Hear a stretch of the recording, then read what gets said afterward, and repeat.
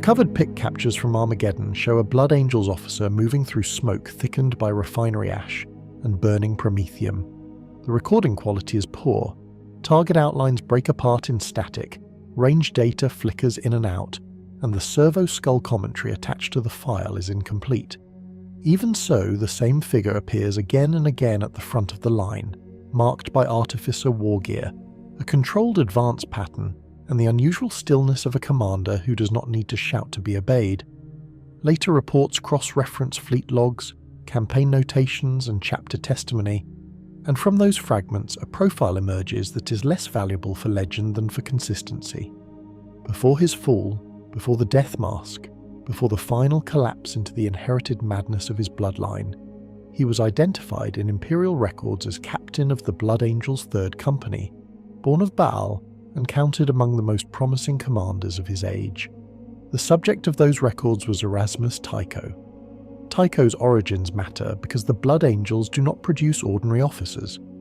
Every Space Marine begins as a human recruit, but the sons of Sanguinius are shaped by unusually severe cultural and biological pressures. Their homeworld, Baal, is not an environment that encourages softness, excess, or complacency. It is a death world marked by radiation-scoured deserts, sparse resources, and a long history of brutality. From such conditions, the chapter selects youths with the endurance to survive transformation and the discipline to endure the burden of Blood Angel's gene seed. Tycho was one of these aspirants. His recorded place of origin is Baal, and though exact details of his unaugmented childhood are limited in surviving canon material, what can be stated with confidence is that he emerged from the same harsh proving culture that defined many of the chapter's most formidable line officers. By the time Tycho enters clearer historical view, he's already fully formed as an Astartes of unusual promise. This is significant. Many Blood Angels are remembered for visible extremes, either as artists, visionaries, berserkers, or doomed exemplars of the chapter's inner curse. Tycho's early reputation was different.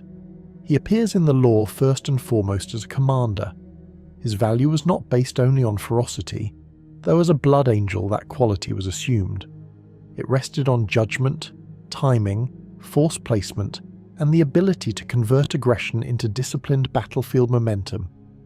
Those qualities made him stand out in a chapter already rich in heroic figures. Later records and retrospective accounts note that many considered him a plausible successor to Dante. That kind of expectation is not casually attached to a company captain within the Blood Angels. It implies not only martial skill, but prestige, trust, and a degree of moral stature within the chapter's own internal culture.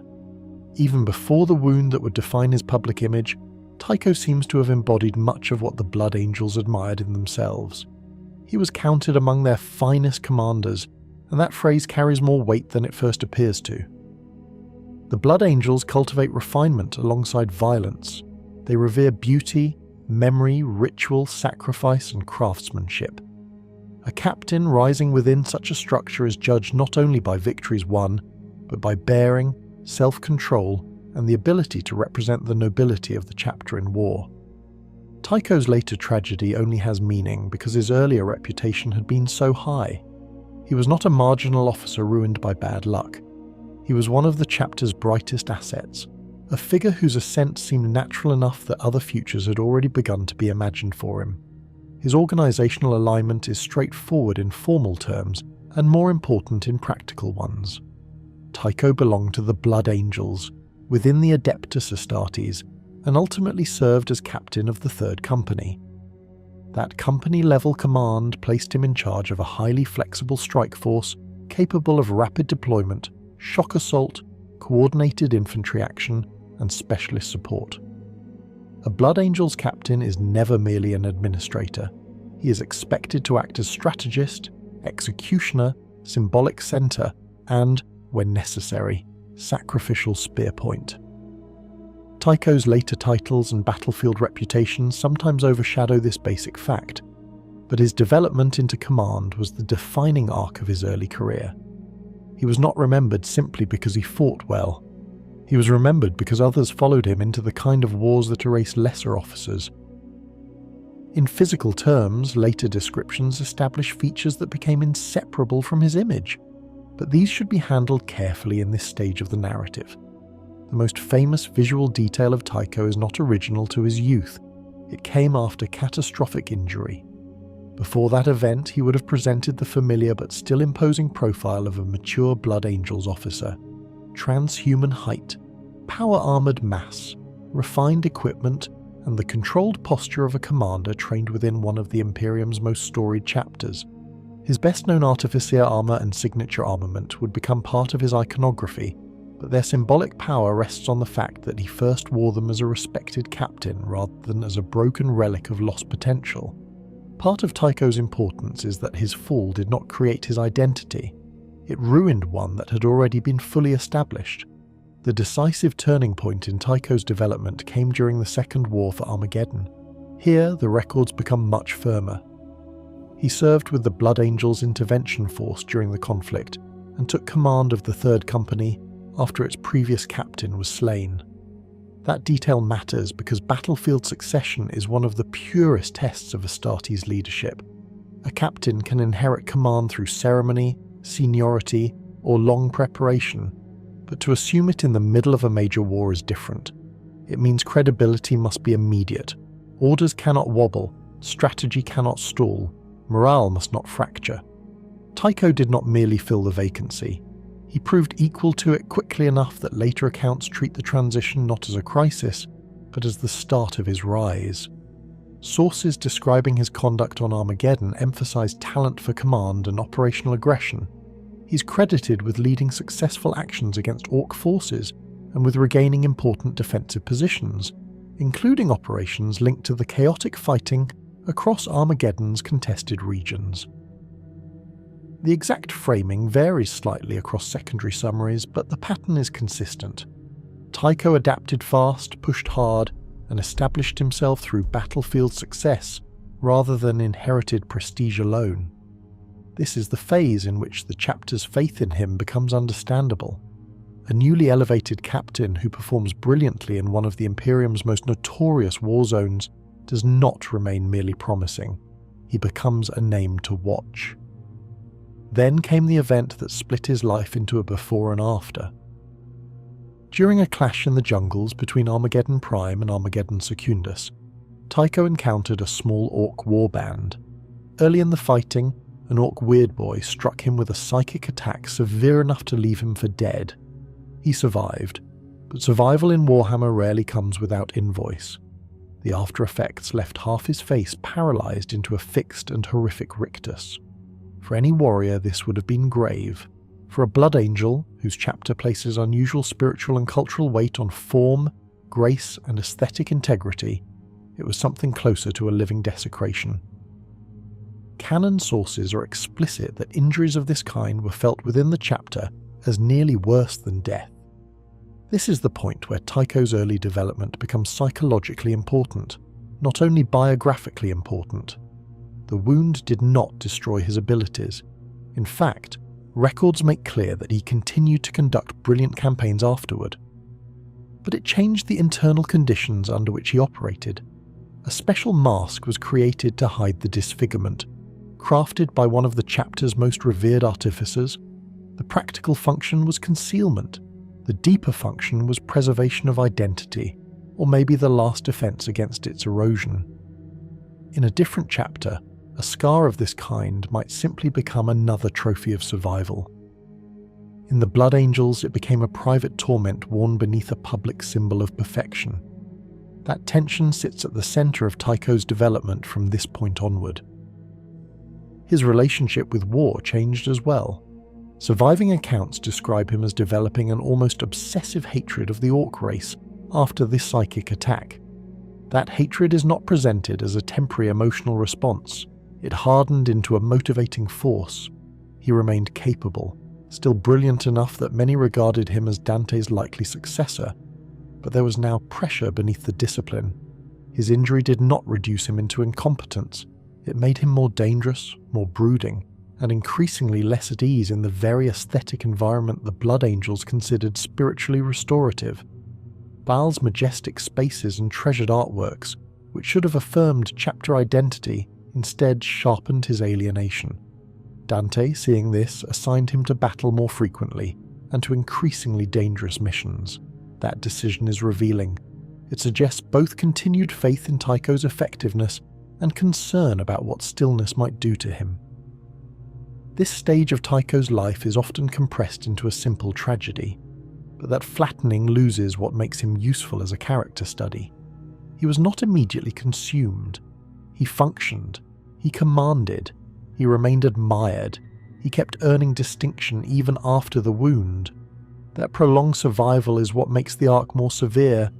Tycho became a model of how the Blood Angel's finest traits can continue operating while damage accumulates beneath them.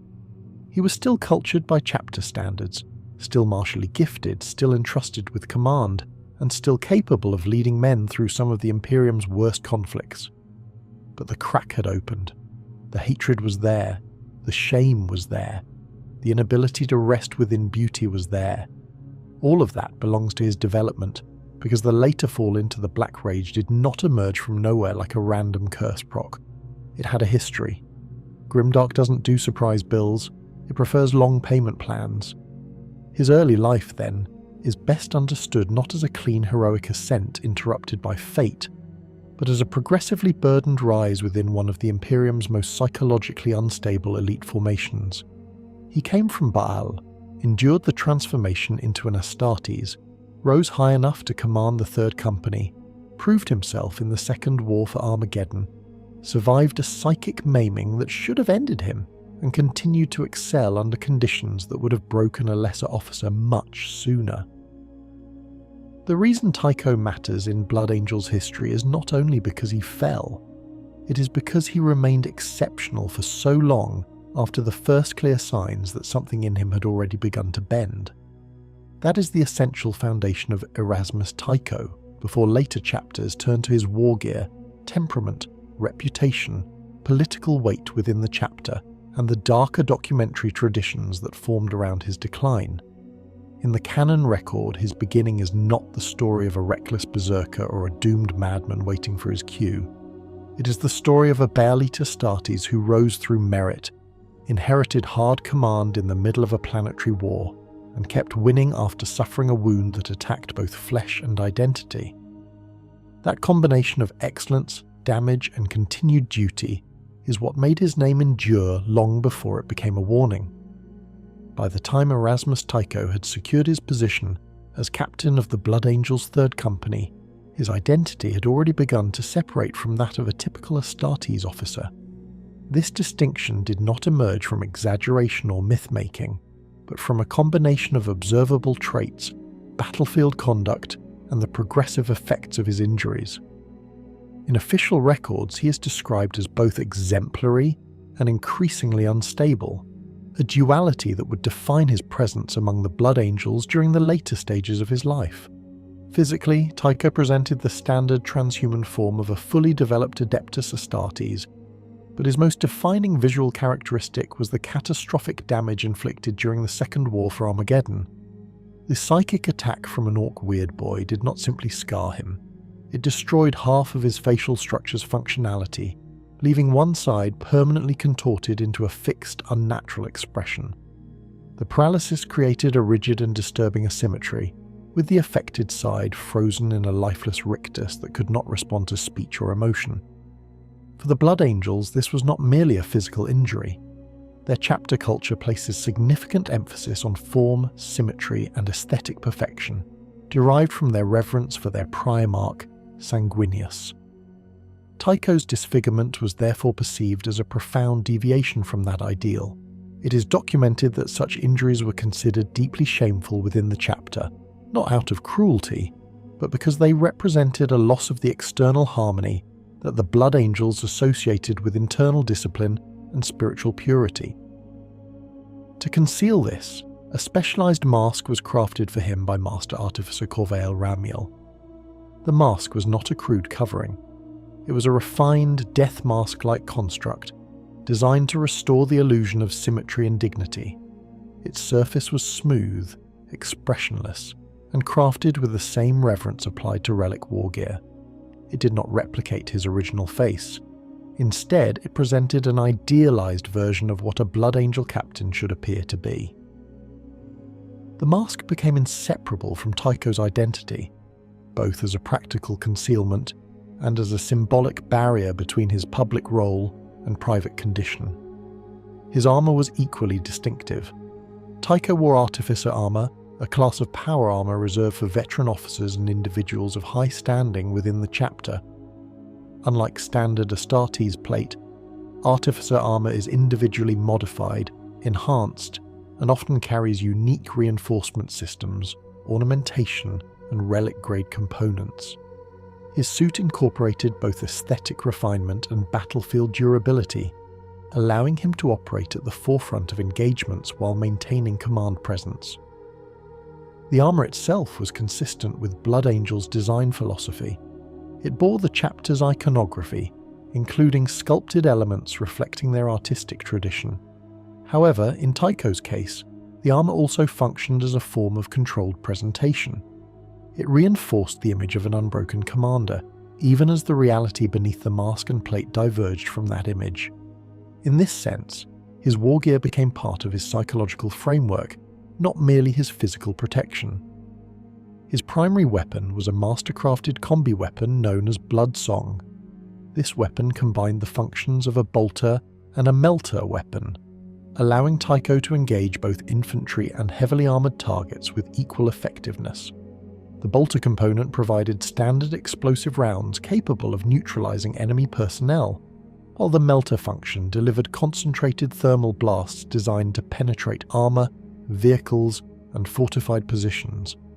Bloodsong was not simply a versatile tool, it reflected Tycho's operational style. He was a commander who favoured adaptability and decisive engagement. The ability to shift between weapon profiles without changing equipment allowed him to maintain offensive momentum and respond rapidly to changing battlefield conditions. The weapon's master-crafted nature also ensured superior reliability and accuracy, qualities essential for a captain expected to lead from the front. In addition to Bloodsong, Tycho carried a bolt pistol and standard Astartes combat equipment, including grenades and auxiliary systems integrated into his armour. His equipment loadout did not deviate significantly from what would be expected of a Blood Angel's captain, but its quality and condition reflected his status within the chapter. Each component was maintained to a high standard, consistent with the Blood Angels' reverence for their wargear as both tools and sacred artifacts. Beyond physical traits and equipment, Tycho's most defining characteristics were psychological. Prior to his injury, he was regarded as disciplined, composed, and strategically minded. He demonstrated a balance between aggression and control, embodying the Blood Angel's ideal of a warrior who could channel fury without being consumed by it. This balance is what initially set him apart from many of his peers. After the injury, this equilibrium began to degrade, though not immediately or completely. Records indicate that Tycho retained his tactical brilliance and command effectiveness.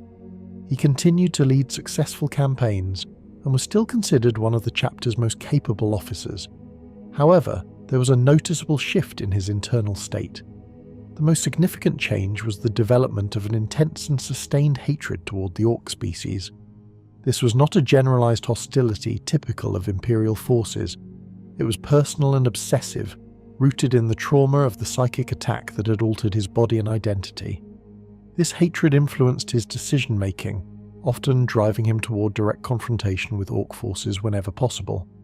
At the same time, he began to experience increasing discomfort within the cultural environment of the Blood Angels. The chapter's emphasis on beauty, art, and refined expression became a source of internal conflict for him. Where these elements once reinforced identity and purpose, they now served as constant reminders of what he had lost. His inability to reconcile his current state with the chapter's ideals contributed to a growing sense of isolation. This psychological strain was recognized by Commander Dante. Rather than remove Tycho from active duty, Dante chose to deploy him more frequently in combat operations. This decision reflects a pragmatic understanding of Tycho's condition. Engagement in warfare allowed him to maintain focus and channel his aggression in a controlled manner. It also minimized the time he spent in environments that exacerbated his internal conflict. Despite these measures, the underlying instability continued to develop. Tycho's personality became increasingly defined by intensity and fixation. He remained loyal, disciplined, and effective, but there was less flexibility in his behavior. His actions were more direct, more forceful, and less tempered by the broader considerations that had once characterized his command style. It is important to note that this transformation did not immediately render him unfit for command. On the contrary, his performance remained exceptional for a significant period. This is a critical aspect of his character. Tycho did not decline in a linear or immediate fashion. He maintained a high level of operational capability even as his internal state deteriorated. This duality made him both valuable and concerning to the chapter. He was still one of their most effective captains, still capable of achieving objectives and leading his company with authority. At the same time, the signs of deeper instability were becoming increasingly difficult to ignore. His hatred, his isolation, and his growing discomfort with the chapter's cultural identity all pointed toward a trajectory that could not be sustained indefinitely. In summary, the distinctive traits of Erasmus Tycho cannot be reduced to a single defining feature. They are the result of multiple interacting factors. His physical disfigurement and the mask that concealed it established his external identity. His artificer armor and master-crafted weaponry reinforced his role as a frontline commander of high status. His psychological evolution, shaped by trauma and cultural dissonance, introduced a complexity that set him apart from other Blood Angels officers. He existed in a state of tension between what he was expected to be and what he was becoming. That tension did not diminish his effectiveness in the immediate term. In many cases, it appeared to enhance his aggression and determination. However, it also created conditions that would later contribute to his eventual fall. At this stage in his life, Tycho remained a figure of respect and authority within the Blood Angels. He was still regarded as one of their finest, still trusted with command, and still capable of achieving significant victories. But the elements that defined his distinctiveness were no longer purely strengths. They were also indicators of an internal instability that had begun to take root, one that would shape the final phase of his story. The recorded achievements of Erasmus Tycho are best understood within the operational framework of the Blood Angels during the late stages of the Second War for Armageddon and the campaigns that followed. His rise to prominence was not tied to a single defining victory, but to a sustained pattern of successful engagements under conditions that required both adaptability and aggressive execution. His command tenure within the Third Company coincided with one of the Imperium's most heavily contested war zones, and it is within this environment that his reputation was established and reinforced. Following the death of the previous Third Company captain during the Armageddon conflict, Tycho assumed command in an active combat theatre. This transition occurred without delay or ceremonial consolidation. The expectation placed upon him was immediate continuity of command effectiveness, and available records indicate that he met this requirement without measurable degradation in operational performance. Under his leadership, the Third Company continued to conduct offensive and defensive operations against Ork forces across multiple contested regions of the planet. Tycho's notable achievements during this phase include the successful execution of counter-offensives that restored compromised Imperial positions. These operations required coordinated infantry assaults supported by rapid redeployment, often under conditions of limited visibility, unstable terrain, and persistent enemy pressure. His command style emphasized forward presence and direct engagement, ensuring that leadership was visible at the point of contact rather than removed from it. This approach contributed to sustained morale among his forces and allowed for rapid adjustment to battlefield developments. He demonstrated a consistent ability to maintain cohesion within his company during high-intensity engagements. This is a critical metric for evaluating Astartes' command performance. While individual Space Marines are highly capable, their effectiveness as a unit depends on synchronization of movement, timing of assaults, and controlled application of force.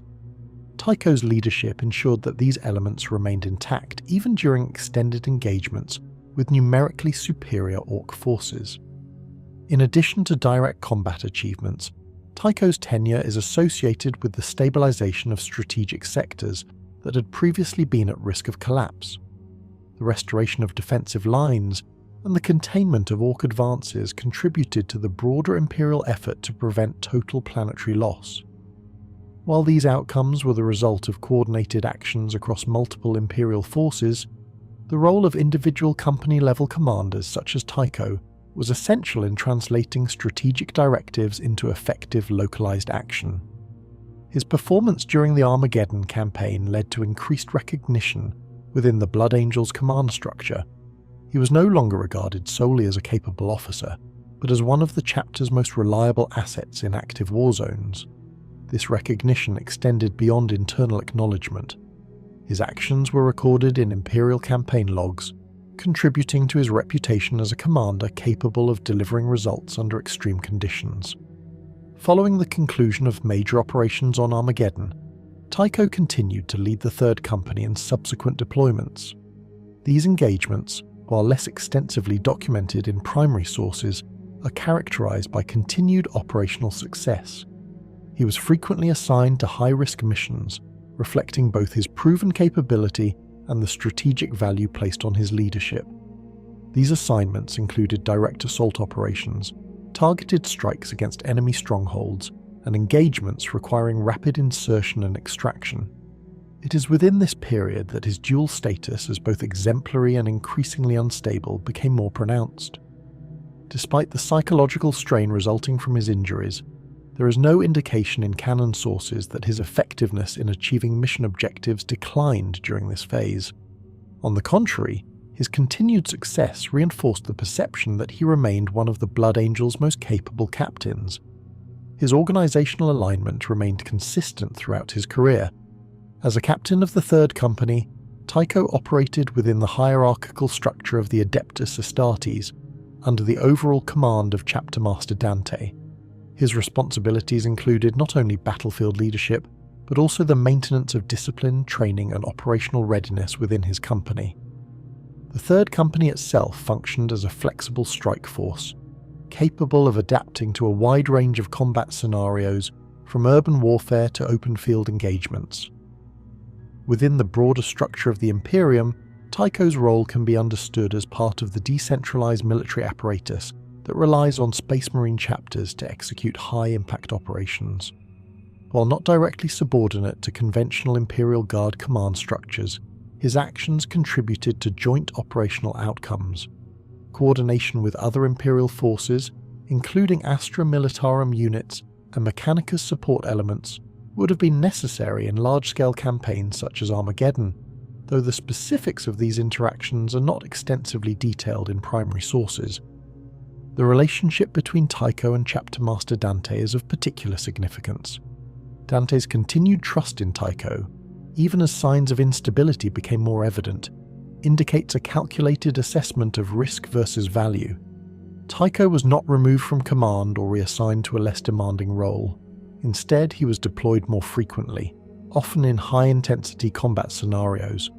This decision suggests that Dante viewed Tycho's aggression and focus as assets that could be effectively utilized within the context of active warfare. Tycho's achievements must also be considered in light of the expectations placed upon Blood Angels officers. The chapter's dual emphasis on martial excellence and cultural refinement creates a standard that extends beyond simple battlefield success.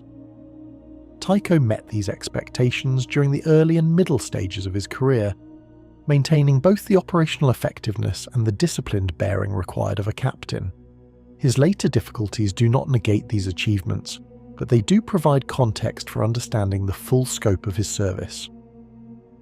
The culmination of Tycho's career occurred during the later stages of his life, when the accumulated effects of his psychological strain manifested in a more overt form. He ultimately succumbed to the Black Rage, the genetic flaw inherent in the Blood Angel's gene seed that causes afflicted individuals to relive the final moments of their Primarch Sanguinius. This condition results in a complete loss of rational control, transforming the affected Space Marine into a berserk combatant driven by fragmented memories and overwhelming rage. At this point, Tycho was no longer capable of fulfilling his role as a company captain. He was instead inducted into the Death Company, a formation composed of those who have succumbed to the Black Rage and are deployed in suicidal assault roles. Even in this state, his combat effectiveness remained significant. He participated in further engagements, including continued operations on Armageddon, where he ultimately met his end in battle. His death did not diminish the impact of his earlier achievements. Instead, it reframed them within the broader narrative of the Blood Angels' ongoing struggle with their genetic legacy. Tycho became both a symbol of what the chapter could achieve and a reminder of the cost associated with that potential. His life illustrates the extent to which excellence and instability can coexist within the same individual, particularly within a chapter defined by such extremes. In conclusion, Erasmus Tycho's notable achievements are characterized by sustained operational success, effective leadership under extreme conditions, and a demonstrated ability to maintain command cohesion during high-intensity engagements. His organizational alignment within the Blood Angels and the broader Imperium provided the framework within which these achievements were realized. His career progression reflects both individual capability and the structural dynamics of the Adeptus Astartes. At the same time, his eventual fall underscores the inherent risks associated with the Blood Angels' genetic and cultural framework. Tycho's story does not resolve into a simple narrative of success or failure. It represents a convergence of skill, trauma, duty, and inevitability. His contributions to the Blood Angels and the Imperium remain significant, not only for their immediate impact on specific campaigns, but also for their enduring role in illustrating the complexities of Astartes' service. He began as a model of what a Blood Angels captain could be, rose through merit and battlefield success, and maintained that standard even after suffering a debilitating injury. His decline, when it came, did not erase those accomplishments. It confirmed the limits within which they existed. Adeptus Administratum campaign logs and Mechanicus battlefield analyses concerning Erasmus Tycho do not begin with reverence, they begin with classification. Within the layered bureaucratic structure of the Imperium, individuals such as Tycho are first recorded as assets, defined by output, reliability, and projected operational value. Early entries associated with his command during the Second War for Armageddon categorize him as a high-efficiency Astartes officer operating within acceptable doctrinal parameters. His engagements are marked by above-average success rates in contested zones, particularly in situations requiring rapid stabilization of failing defensive lines. Administratum impressions of Tycho prior to his injury emphasize consistency. Unlike some Astartes commanders whose effectiveness fluctuates based on aggression patterns or adherence to personal combat philosophies, Tycho's record indicates a stable application of force. His deployments demonstrate a capacity to interpret strategic directives and convert them into localized operational success without excessive deviation. This trait is noted repeatedly in logistical summaries, where predictability and outcome is valued as highly as raw battlefield capability. Mechanicus observations from the same period focus less on Tycho as an individual and more on his integration with war systems. Combat telemetry recovered from engagements involving the Third Company suggests a commander capable of maintaining optimal spacing, timing, and engagement sequencing under variable conditions. His use of combined weapon systems, including his master-crafted combi-weapon, reflects a preference for maintaining operational flexibility rather than relying on fixed engagement patterns. This adaptability is flagged as a positive indicator in several fragmented data records, where variability in enemy behavior required rapid recalibration of response. Following the incident involving the Ork Weirdboy, the tone of both Administratum and Mechanicus records begins to shift. The injury itself is documented in clinical terms, categorized as severe cranial and neurological trauma resulting from high-intensity psychic discharge. Mechanicus analyses note the absence of complete functional restoration, with particular emphasis on the loss of muscular control in the affected region of the face. The installation of the artificer-crafted mask is recorded as a compensatory measure, restoring external uniformity without addressing underlying neurological disruption. From an administratum perspective, the injury introduces a variable into Tycho's profile. Subsequent reports begin to include conditional language regarding his long-term reliability. While his immediate post-injury performance remains within acceptable thresholds, annotations appear that reference increased aggression, reduced tolerance for non-combat environments, and a growing preference for direct engagement with Ork forces. These observations are not framed as immediate liabilities. Instead, they are treated as emerging factors requiring monitoring. Mechanicus data streams provide a more technical interpretation of these changes. Combat logs indicate a measurable increase in engagement intensity following the injury. Tycho's rate of advance in offensive operations becomes more aggressive, with reduced intervals between engagement phases. While this results in higher immediate damage output against enemy forces, it also introduces increased strain on both personnel and equipment. Power armor stress indicators, ammunition expenditure rates, and energy output from weapon systems all show elevated levels during this period. Notably, these increases do not correlate with a decline in mission success. In several cases, the heightened aggression appears to contribute to faster resolution of engagements. Mechanicus analyses classify this as a net positive outcome within specific operational contexts, particularly those involving Ork forces, where overwhelming force can disrupt enemy cohesion.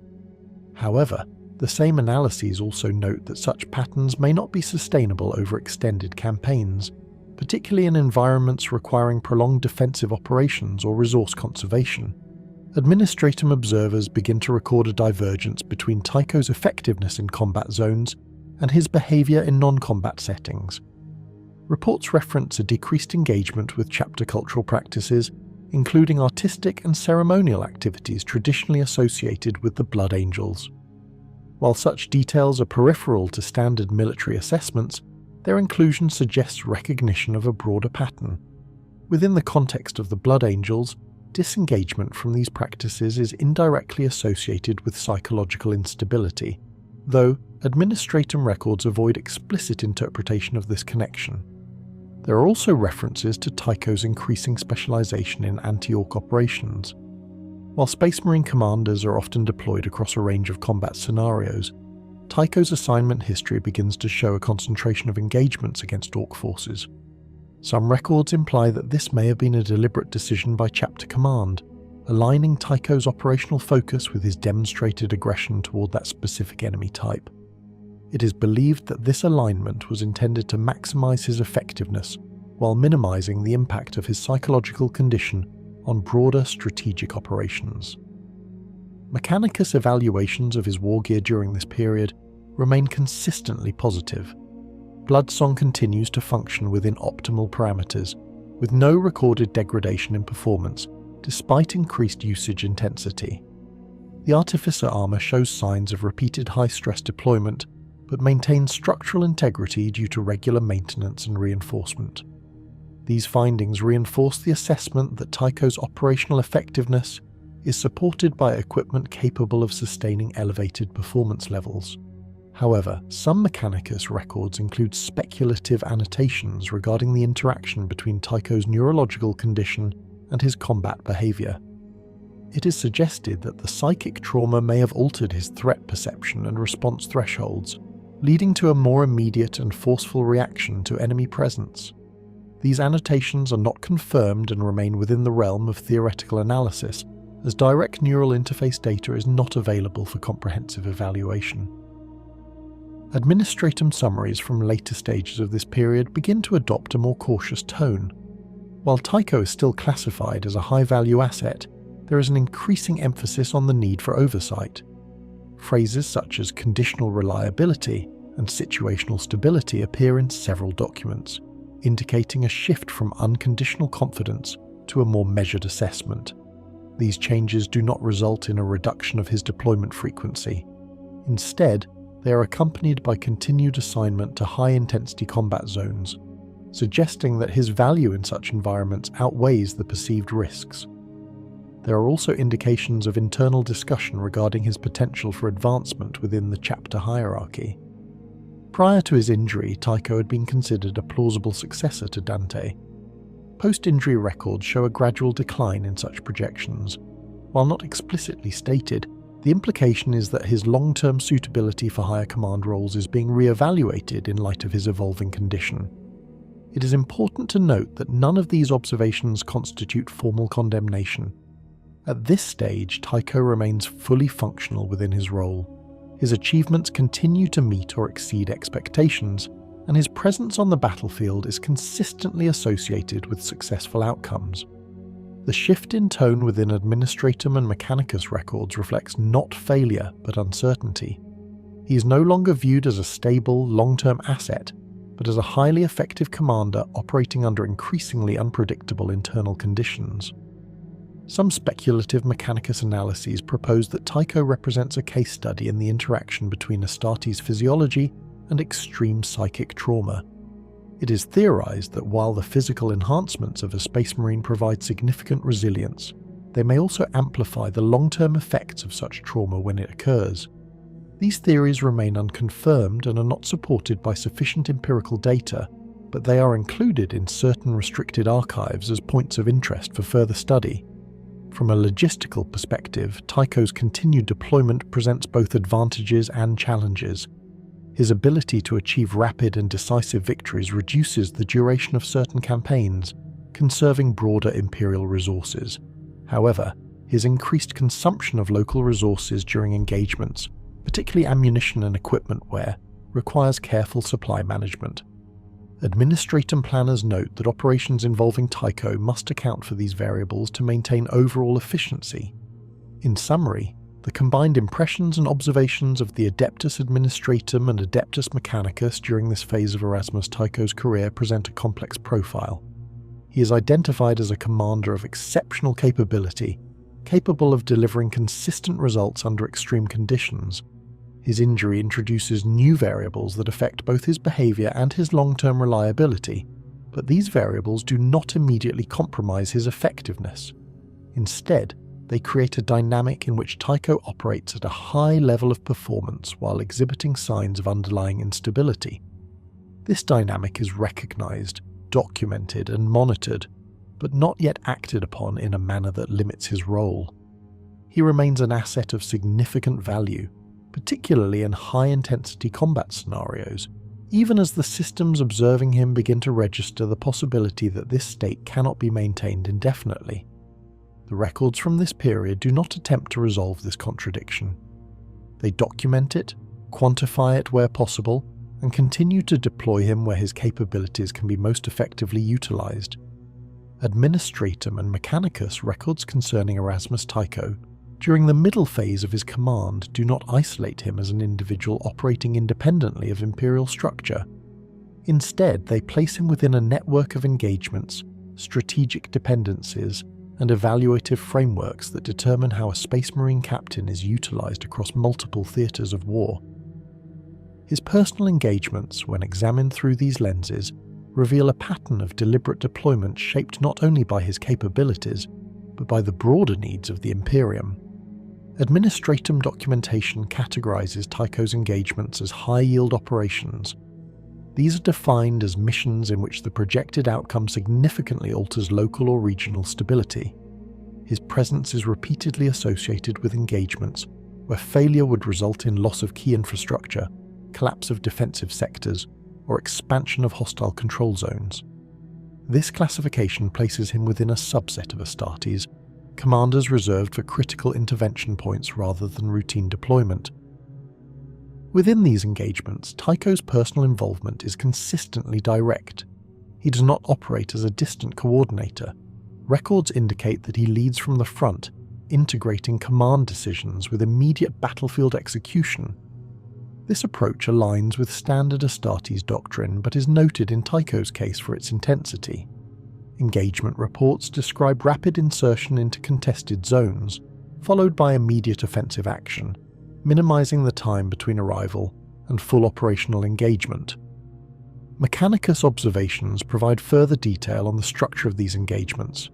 Combat telemetry suggests that Tycho's presence correlates with a compression of engagement timelines. Enemy resistance is often broken more quickly, but at the cost of increased initial expenditure of resources.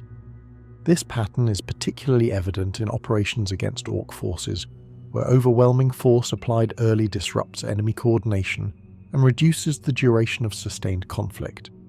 Several recorded engagements during this period involve the recapture of compromised Imperial positions. These operations typically require coordinated assaults on fortified or heavily contested areas. Tycho's command style emphasizes breach and clearance rather than prolonged siege. Mechanicus analyses note that this approach reduces structural damage to key assets, preserving infrastructure that would otherwise be lost in extended engagements. From a political perspective, Tycho's role extends beyond immediate battlefield outcomes. The presence of a Blood Angel's captain in a contested region carries symbolic weight within the Imperium. Administratum records indicate that his deployment is sometimes used to reinforce Imperial authority in areas where morale has degraded. The arrival of Astartes forces, particularly those with established reputations, functions as both a military reinforcement and a psychological stabilizer for Imperial personnel. Tycho's reputation, established during the Armageddon campaign, contributes to this effect. His documented successes and visible leadership style create a perception of reliability among Imperial forces operating alongside him. This perception is valuable in maintaining cohesion among Astra Militarum units and other Imperial organizations, particularly in prolonged conflicts where morale is a critical factor. However, Administratum records also reflect a degree of caution in how this symbolic value is managed. While Tycho's presence is beneficial in reinforcing Imperial authority, there are indications that his evolving condition is taken into account when determining the nature of his assignments. He is more frequently deployed in environments where direct combat engagement is expected, and less frequently in roles requiring extended interaction with non-Astartes command structures. Mechanicus evaluations of Tycho's interactions with allied forces are limited, but available data suggests a functional level of coordination. There are no significant records of operational conflict between his command and other Imperial units. This indicates that despite his increasing internal instability, he remains capable of adhering to broader strategic directives and integrating his actions within larger campaign structures. The political importance of Tycho is also reflected in internal Blood Angels considerations, as inferred through Administratum summaries. His earlier status as a potential successor to Dante placed him within the upper tier of chapter leadership projections. Although this trajectory appears to shift following his injury, his continued effectiveness ensures that he remains a central figure within the chapter's operational hierarchy. It is believed that this dual status, as both a highly effective commander and a potentially unstable individual, influenced decisions regarding his deployment. By assigning him to high-intensity combat zones, chapter command could maximize his value while minimizing the potential impact of his condition on internal chapter dynamics.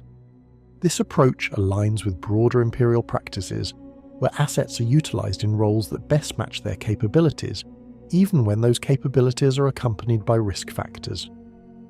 Mechanicus records provide additional insight into the material aspects of Tycho's engagements. His wargear, including artificer armor and the combi-weapon Bloodsong, is consistently maintained at high operational standards. Data indicates that despite increased usage intensity, there is no significant decline in performance or reliability. This suggests a level of maintenance support and resource allocation consistent with his status as a high-value asset. In terms of subject value, Administratum classifications evolve over time. Initially categorized as a high-efficiency commander with strong potential for advancement, Tycho's profile is later adjusted to reflect a more conditional valuation. He's still considered a valuable asset, but with noted limitations regarding long-term stability and suitability for higher command roles. This reclassification does not reduce his immediate importance. On the contrary, his value in specific operational contexts increases. He becomes associated with missions where rapid, decisive action is required and where the potential risks associated with his condition are outweighed by the need for effective combat leadership. This targeted utilization reflects a pragmatic approach to asset management within the Imperium. There are also indications that Tycho's engagements are used as case studies within certain administratum and mechanicus analyses. His ability to maintain high performance despite significant psychological and physical trauma provides a data point for evaluating the resilience of Astartes' commanders. These analyses remain largely theoretical, as the unique nature of space marine physiology and psychology limits the applicability of such findings to broader Imperial forces. Speculative entries within Mechanicus archives suggest that Tycho's condition may represent an extreme example of how external trauma interacts with the genetic predispositions of the Blood Angels. It is theorized that the psychic attack may have accelerated or intensified underlying tendencies associated with the chapter's gene seed. These theories are not confirmed and are presented with appropriate caution within the records. From a strategic perspective, Tycho's engagements contribute to the overall effectiveness of Imperial military operations during this period. His ability to achieve rapid victories and stabilize critical sectors reduces the need for prolonged deployments of additional forces. This efficiency is particularly valuable in large-scale conflicts where resources must be distributed across multiple fronts. However, administratum planners also note the potential risks associated with over-reliance on such individuals. While Tycho's performance remains high, the increasing indications of instability introduce uncertainty into long-term planning. This uncertainty is managed through continued monitoring and selective deployment, rather than immediate reassignment or removal from command. In conclusion, the personal engagements of Erasmus Tycho, as documented by the Adeptus Administratum and Adeptus Mechanicus, reflect a pattern of targeted utilization in high-impact operations. His political and military importance extends beyond his immediate battlefield contributions, influencing morale, reinforcing imperial authority, and contributing to strategic outcomes across multiple theatres. His subject value is defined by a balance between exceptional capability and emerging risk. He is recognised as a commander capable of delivering results under extreme conditions, but also as an individual whose long-term stability cannot be assumed. This balance shapes the manner in which he is deployed and evaluated, ensuring that his strengths are maximised while his limitations are managed within acceptable parameters. At this stage, Tycho remains an asset of considerable importance to both the Blood Angels and the broader Imperium. His engagements continue to produce measurable results, and his presence on the battlefield remains a significant factor in the success of Imperial operations. The records do not yet reflect a loss of confidence, but they do indicate an awareness that his current state represents a temporary equilibrium rather than a permanent condition. Administratum war registers and Mechanicus engagement logs concerning Erasmus Tycho reach their highest density during the later phases of his active command, where the volume of recorded combat data allows for broader pattern analysis rather than isolated observation. These records, while fragmented across multiple campaign archives, present a consistent operational profile defined by high-intensity deployment, accelerated engagement cycles, and a sustained correlation between Tycho's presence and favourable battlefield outcomes. The most extensively documented theatre remains Armageddon, where Tycho's service spans multiple phases of conflict beyond his initial ascension to command. Administratum battle records indicate continued involvement in suppression operations against Ork incursions across contested industrial zones and transit corridors. These engagements are characterized by fluid front lines, where Imperial control shifts frequently and requires rapid reassertion through localized counteroffensives. Within these conditions, Tycho's command methodology remains consistent. He favors immediate engagement upon deployment, minimizing preparatory delay and prioritizing momentum over positional consolidation. Mechanicus telemetry confirms that his forces often initiate contact at higher than average advance speeds, closing distance with enemy formations before full enemy deployment can be achieved. This approach reduces the effectiveness of Ork numerical superiority by disrupting formation coherence during the early stages of engagement. battle records also indicate a pattern of targeted strikes against critical nodes within enemy-controlled zones. Rather than dispersing his forces across broad fronts, Tycho concentrates them against key objectives, including command clusters, supply concentrations, and fortified positions. This concentration of force results in localized overmatch conditions, allowing for rapid neutralization of high-value targets.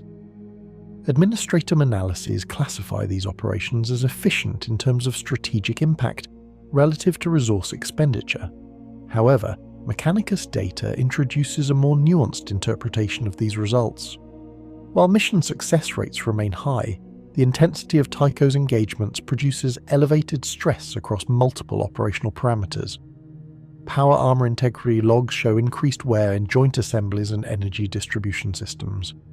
Ammunition expenditure rates exceed standard projections for comparable operations, requiring accelerated resupply cycles.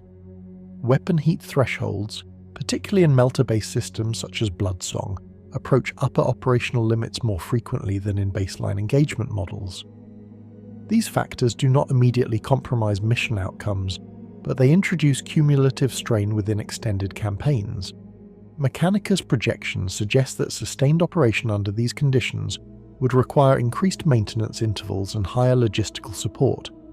This creates a dependency on efficient supply chain coordination, particularly in theatres where infrastructure is already compromised. Administratum war summaries from this period begin to reflect a dual-layer assessment of Tycho's performance. On one level, his engagements are consistently successful, contributing to the stabilization of contested sectors and the disruption of enemy offensives. On another level, the methods by which these results are achieved are noted as increasingly resource-intensive. This does not diminish his value, but it reframes it within a context that includes both output and cost. There are also records of Tycho's involvement in engagements beyond Armageddon, though these are less detailed. Fragmentary reports indicate participation in rapid deployment operations against emerging threats, where his presence is associated with swift resolution of localized conflicts. These operations reinforce the pattern observed on Armageddon, with Tycho functioning as a high-impact intervention asset deployed in response to critical situations. As his service continues, Administratum documentation begins to incorporate references to behavioral anomalies within combat environments. These are not described in emotional or psychological terms, but through observable deviations from baseline command patterns. Reports note increased prioritization of direct engagement with Ork forces, even in scenarios where alternative tactical options are available. This behavior is interpreted as a narrowing of operational focus, aligning with earlier observations regarding his intensified hostility toward this specific enemy type. Mechanicus analyses attempt to quantify these deviations through comparative modelling. Simulations suggest that while Tycho's approach remains effective in Ork-dominated theatres, it may reduce flexibility in engagements involving different enemy profiles. However, available data does not include sufficient examples of such engagements to confirm this hypothesis. As a result, these findings remain classified as provisional. The transition from Captain Tycho to Death Company Tycho is recorded with notable precision. Administratum records document his removal from standard command structure following confirmed onset of the Black Rage. This transition is categorized as a loss of command asset and reclassification into expendable assault unit designation. The language used in these records reflects the Imperium's functional approach to such events, where the value of the individual is recalculated based on current operational capability rather than prior status. Mechanicus logs from this phase provide insight into the changes in Tycho's combat profile. Engagement data shows a significant increase in aggression, with reduced adherence to coordinated unit tactics. Movement patterns become less structured, favouring direct assault trajectories with minimal regard for defensive positioning. Weapon usage becomes more continuous, with fewer pauses for recalibration or target reassessment. Despite these changes, combat effectiveness remains high in specific contexts. Death Company units, including Tycho, are deployed in roles where maximum damage output is prioritised over survivability. In these scenarios, His previous experience and physical capabilities contribute to significant enemy losses.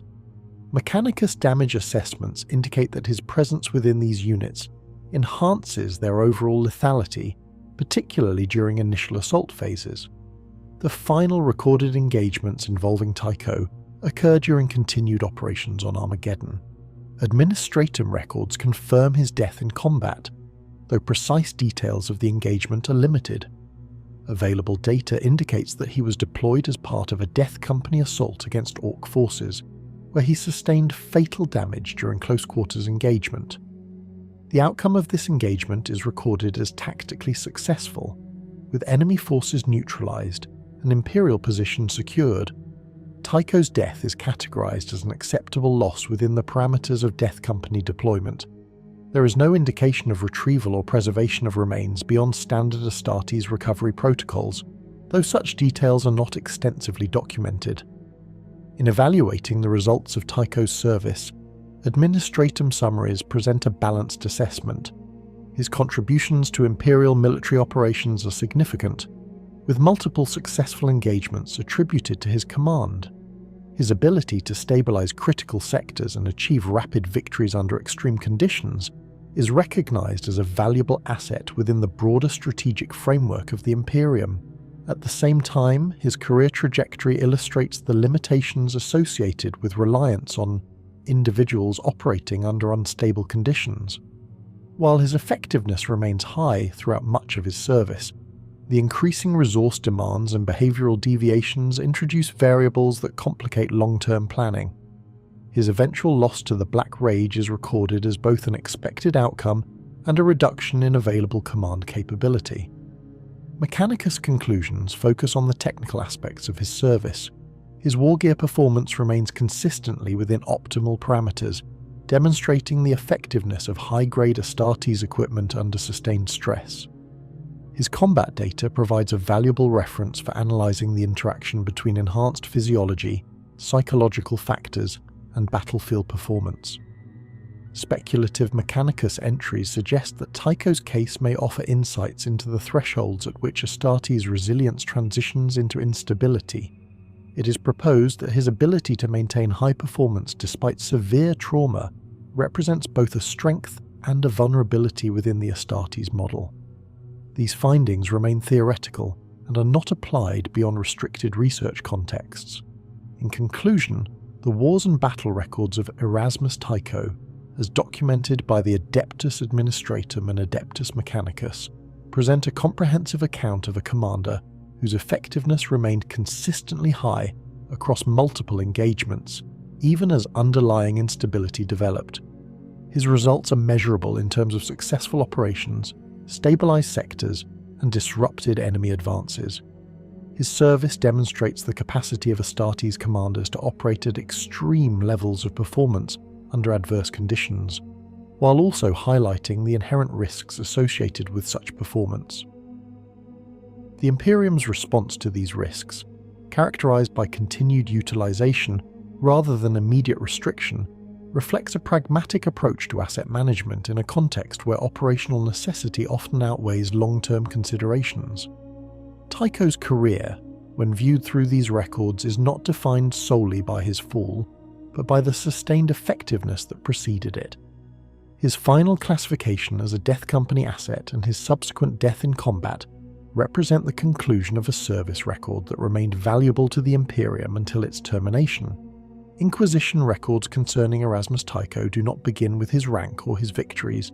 They begin with anomaly markers. Cross-referenced data from Armageddon campaign logs, apothecarian notations, and restricted Blood Angels transmissions indicate a pattern that diverges from standard Astartes behavioral degradation. The subject is initially flagged not for failure, but for persistence beyond expected thresholds following confirmed psychic trauma. Ordo Hereticus and Ordo Xenos observers categorize Tycho as a subject of interest due to the nature of his injury. The initiating event is documented as a direct psychic strike from an Ork Weirdboy, a phenomenon typically associated with chaotic and unstable energy discharge rather than precision neurological disruption. In most recorded cases, such exposure results in immediate termination, total cognitive collapse, or non-recoverable mutation. Tycho's survival, combined with retained command functionality, is therefore classified as irregular. Initial impressions recorded within Inquisition summaries describe Tycho as operationally intact with progressive internal deviation. This phrasing reflects a key distinction.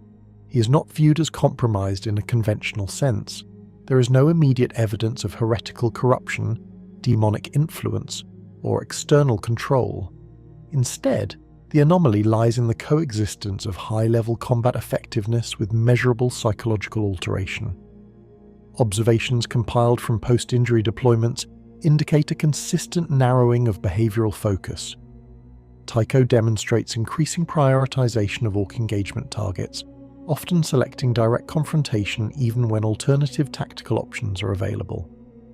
This pattern is not interpreted solely as personal vendetta. Some Inquisition analysts suggest that the psychic nature of the original injury may have established a residual imprint, creating a persistent cognitive association between the subject and the Ork Gestalt field. This theory remains unconfirmed. Ork psychic fields are poorly understood even within Mechanicus and Inquisition archives.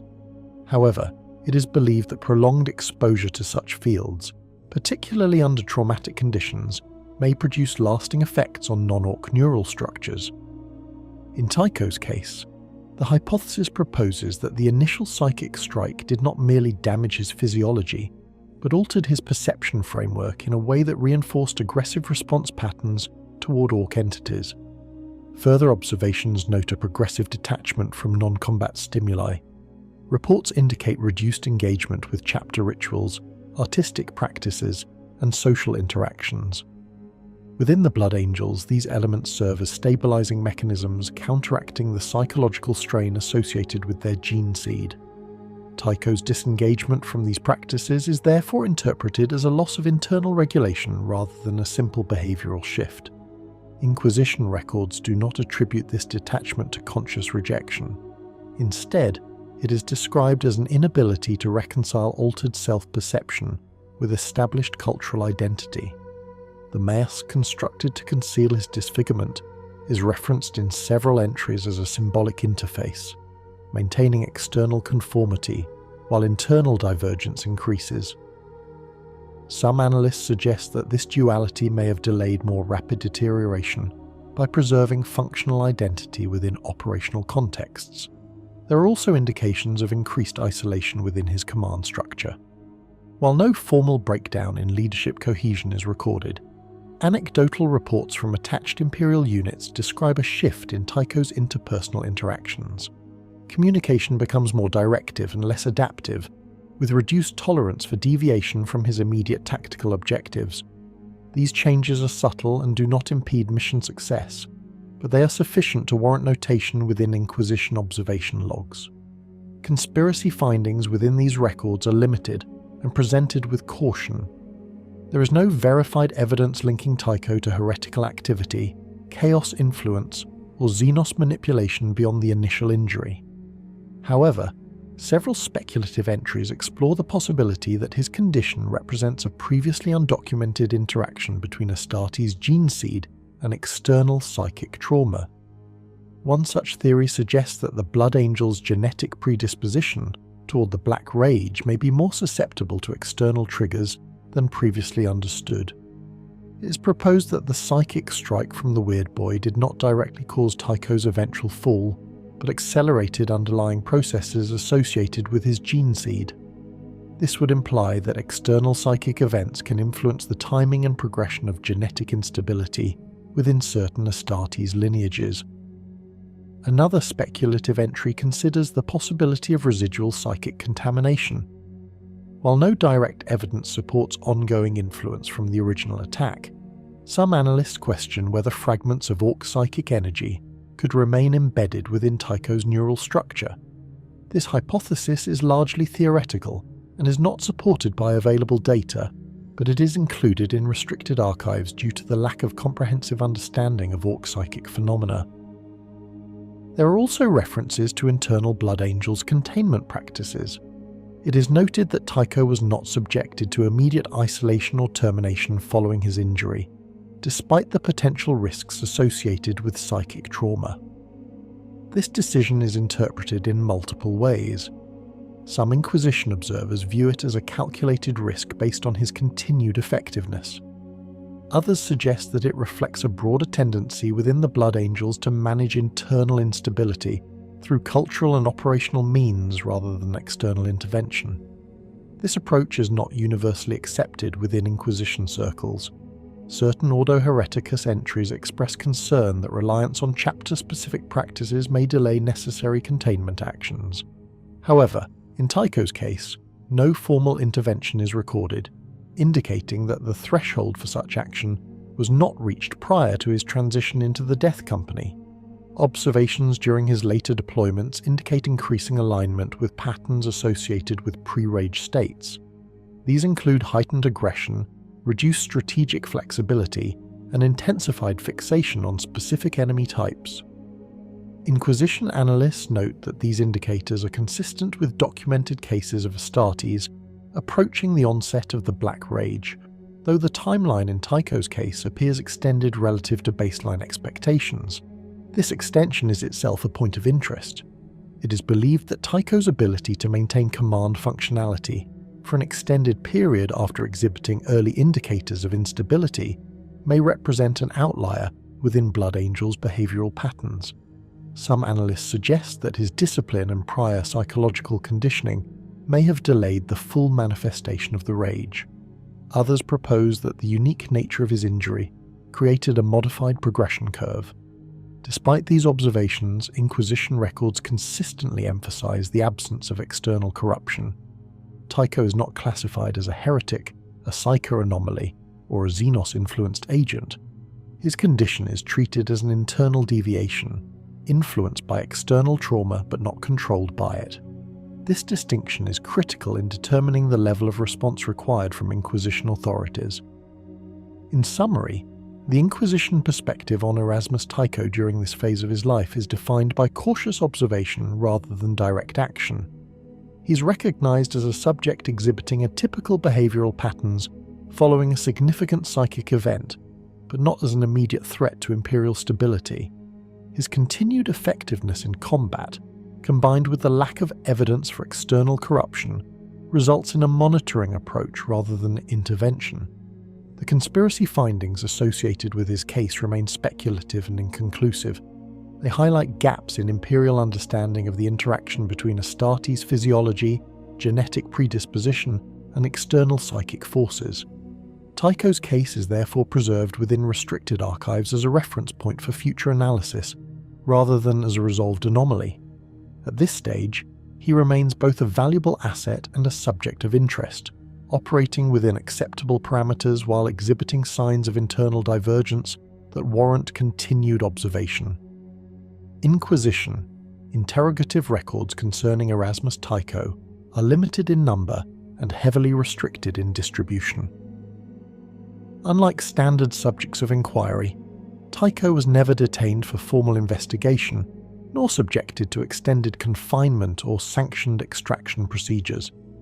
As a serving captain of the Blood Angels during the majority of his observed deviations, direct interrogation was neither politically practical nor doctrinally justified without clear evidence of heresy. What exists instead are fragmented transcripts, indirect questioning logs, and observational exchanges conducted under the authority of Inquisition agents embedded within broader Imperial operations. Initial interrogative findings are derived from controlled debrief environments following Armageddon operations.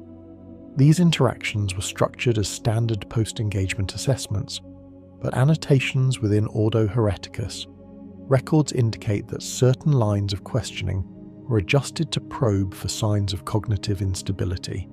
Tycho's responses during these exchanges are described as precise, restrained, and operationally focused. He demonstrates no observable confusion, contradiction, or deviation from expected Astartes communication protocols.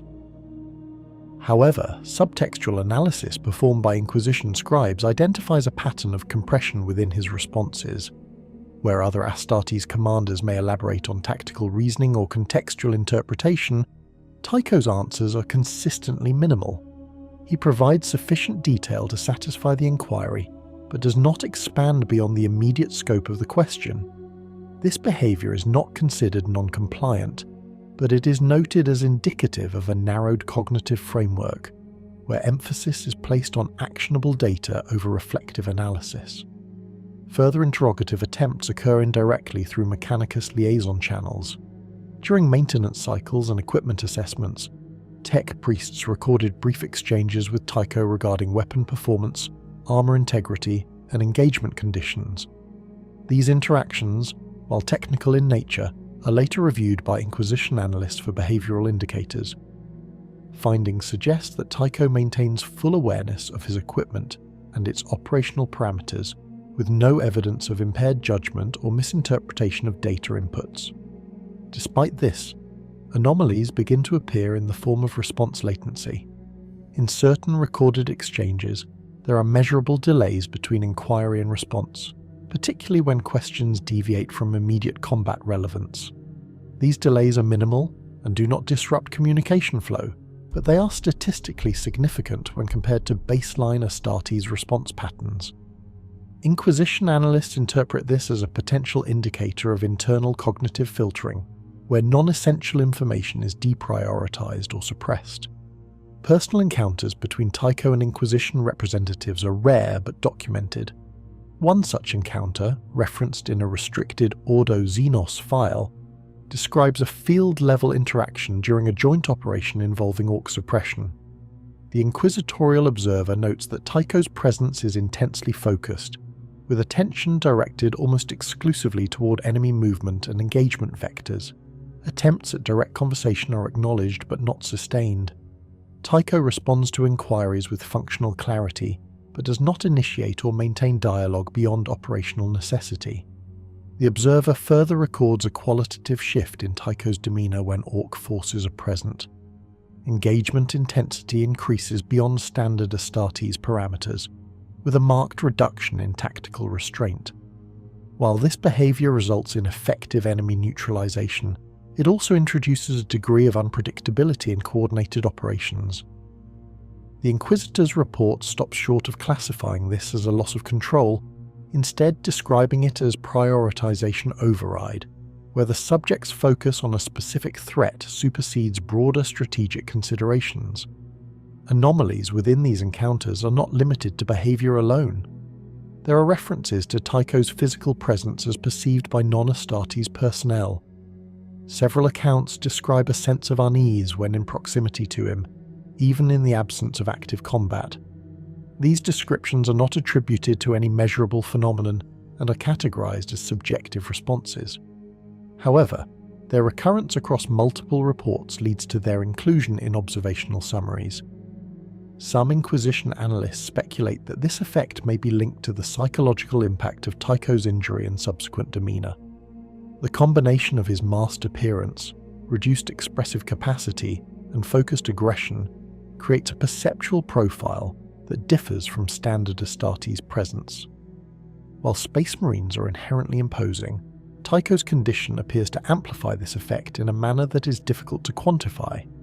Interrogative findings also address the subject of self-awareness. In limited exchanges where Tycho is questioned regarding his injury, his responses are controlled and factual. He acknowledges the physical damage and its functional implications, but does not engage in discussion of its psychological impact. There is no recorded instance of him expressing concern, distress, or introspection related to his condition. This absence of self-referential commentary is noted as atypical, though not unprecedented among Astartes. One speculative entry within Ordo Hereticus archives suggests that Tycho's lack of expressed introspection may not indicate absence of internal conflict, but rather an active suppression of it.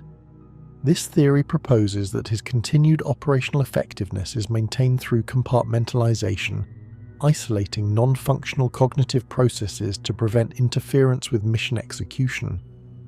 This interpretation remains unverified and is presented as a theoretical framework rather than a confirmed finding. Additional anomalies are observed in relation to his interaction with the Blood Angel's internal command structure. While no direct conflict with chapter authority is recorded, there are indications of increasing autonomy in his operational decisions. Tycho demonstrates a tendency to interpret strategic directives with a narrower focus, aligning execution with his immediate objectives rather than broader contextual considerations. This behavior remains within acceptable parameters, but is flagged as a deviation from earlier patterns of more balanced strategic interpretation. Personal encounters during later stages of his service show a further reduction in non-essential communication. Inquisition observers note that Tycho's interactions become increasingly transactional, with minimal deviation from mission-related discourse. This shift is gradual and does not disrupt operational coordination, but it reinforces the pattern of cognitive narrowing identified in earlier interrogative findings. There are no confirmed instances of direct Inquisition confrontation or attempted detainment. This absence is significant, indicating that at no point did Tycho's behavior meet the threshold for intervention under Inquisition authority. His actions, while increasingly atypical, remain aligned with Imperial objectives and do not present evidence of heretical deviation. Speculative discussions within Inquisition circles consider the possibility that Tycho's condition represents a form of controlled instability, where deviations from baseline behavior are offset by sustained alignment with mission parameters. This concept challenges traditional classifications of Astartes degradation, suggesting that effectiveness and instability may coexist within certain thresholds without necessitating immediate containment. Another theory proposes that Tycho's prolonged functionality may have influenced the timing of his eventual fall to the Black Rage. It is believed that the suppression of internal instability, combined with continuous high-intensity deployment, may have delayed the onset of full cognitive collapse. This delay, while operationally advantageous in the short term, may have contributed to a more abrupt transition when the threshold was ultimately exceeded. In conclusion, Inquisition interrogative findings and personal encounter records concerning Erasmus Tycho present a profile defined by controlled deviation. He remains fully functional within his role, capable of responding to inquiry and maintaining operational coherence. At the same time, measurable anomalies in behavior, communication, and engagement patterns indicate an ongoing internal divergence from baseline Astartes norms. These findings do not result in immediate action, but they reinforce the classification of Tycho as a subject requiring continued observation. His case highlights the limitations of existing frameworks for assessing Astartes stability, particularly in situations involving complex interactions between genetic predisposition and external trauma. At this stage, Tycho remains within acceptable operational parameters, but the accumulation of anomalies suggests that this state is transitional rather than permanent. Inquisition archives referencing Erasmus Tycho reach their most restrictive classification in the final stage of his recorded existence. Documents associated with this phase are marked with layered clearance protocols, with partial redactions applied not only to sensitive data, but also to contextual framing. What remains accessible presents a fragmented but consistent picture of a subject whose operational value persisted until termination, even as his internal condition progressed beyond recoverable thresholds. The transition of Tycho from captain of the Third Company to a Death Company asset is recorded with formal brevity. Inquisition summaries do not dwell on ceremonial or chapter-specific processes. Instead, the event is logged as a categorical shift from command-level asset to terminal assault designation. The language reflects the Imperium's broader doctrinal approach, where classification supersedes identity once functional parameters are altered beyond restoration. Redacted files indicate that Tycho's final deployment cycles were monitored with increased attention. Unlike earlier phases, where observation was largely passive, this stage includes active data collection directives. Ordo Hereticus and Ordo Xenos analysts coordinated with Mechanicus data streams to capture detailed combat telemetry during his engagements as a Death Company unit.